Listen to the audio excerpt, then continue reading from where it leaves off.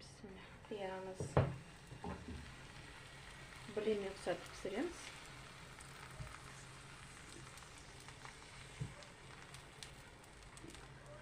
Орташа отта.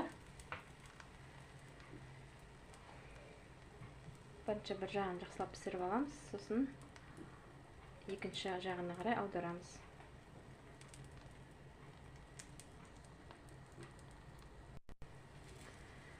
Енді лепешкамызды екінші жағына қарай аударып аламыз, екінші жағын пісіреміз.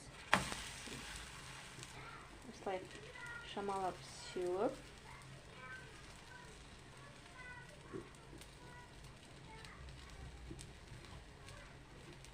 Піскенше тұра-тұра. Енді мына екінші жағы қызарғаннан кейін былай аламыз да, осылай бүктеп